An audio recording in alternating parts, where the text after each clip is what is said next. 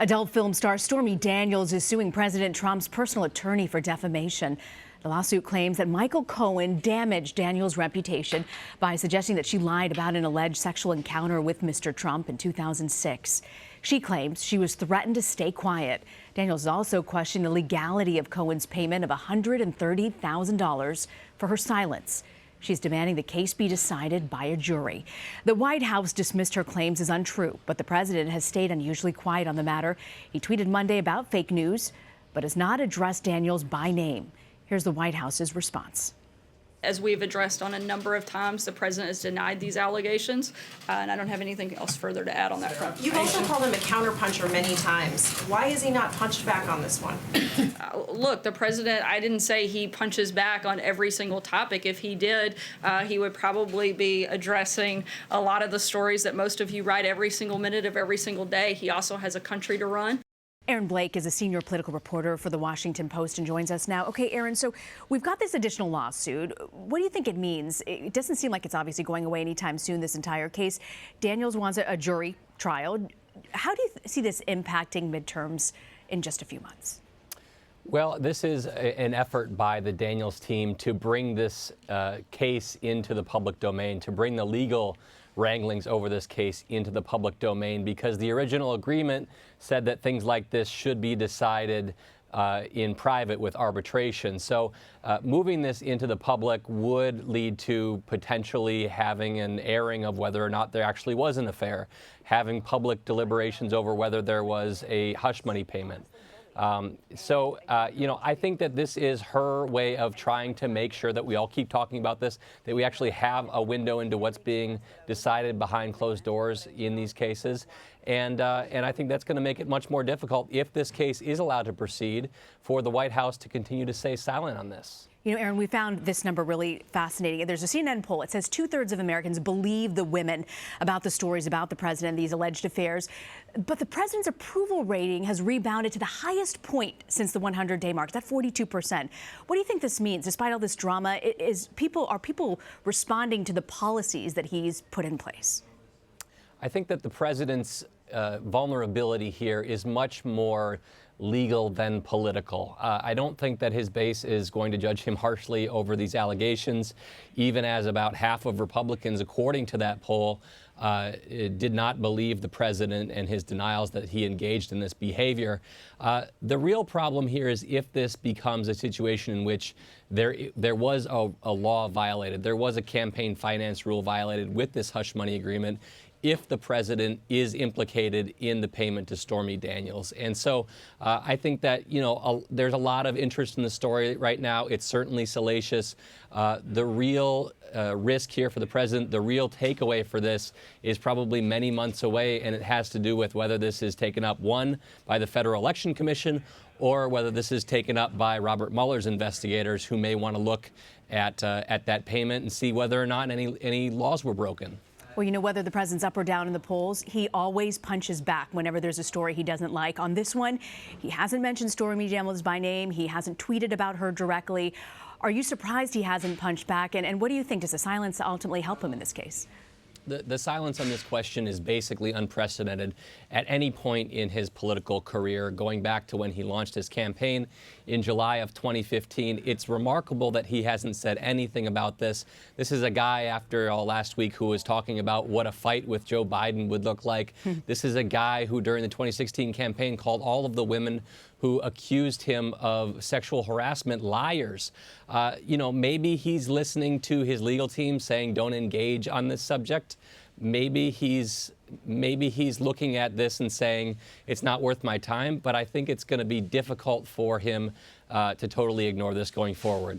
I want to ask you about this. Today, retired Supreme Court Justice John Paul Stevens had an op-ed in the New York Times. He's specifically calling for repeal of the Second Amendment, the right to bear arms. He wrote about the March for Our Lives Saturday, and I'm quoting here. He wrote, "That support is a clear sign to lawmakers to enact legislation prohibiting civilian ownership of semi-automatic weapons, increasing the minimum age to buy a gun, and establishing more comprehensive background checks. But the demonstrators should seek more effective and more lasting reform. They should demand a repeal of the Second Amendment." Do you think ultimately this kind of op-ed helps or hurts these students who are really pushing for gun control reform? I think this is about the most unhelpful thing that the gun control movement could have right now.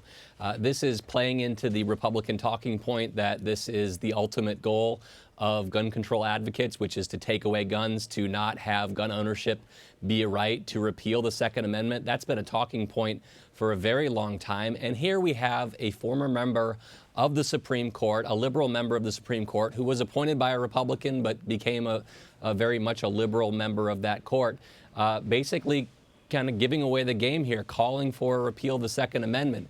If you're a Republican and you look at that, you say, this is the kind of thing that we're fighting about in the 2018 election. This is what the Democrats actually want to do in this gun debate. So for all the talk about limited measures, about background checks, and maybe even an assault weapons ban, they can say this is the real goal of the Democratic Party. And for a country in which the vast majority of people are supportive of the Second Amendment, do worry about that right being taken away, I think that was really a gift to Republicans. Interesting to hear you say that. I want to switch gears for a second, Aaron, and ask you about Russia. The top diplomat there says Moscow is preparing a very tough response to the expulsion of 60 intelligence officers from the U.S. I mean, you just can't make this up. They tweeted, the U.S. Embassy in the U.S. tweeted out, the U.S. administration ordered the closure of the Russian consulate in Seattle. What U.S. consulate general would you like closed in Russia? It's up to you. So right now, the highest percentage, 47% coming in, U.S. Consulate in St. Petersburg, they'd like shut down. Where is this headed, Aaron? I think the best response I saw to that poll was that the Russian government was actually giving people more choices about which consulate to close than they were giving in the Putin's re-election last week. Which is true. This is a really interesting step because the president has been at least publicly reluctant to rebuke Russia for these actions. He, in a phone call last week, congratulated the president. He defended the decision to congratulate him. He didn't bring up the poisoning of Sergei Skripal in Britain on that call.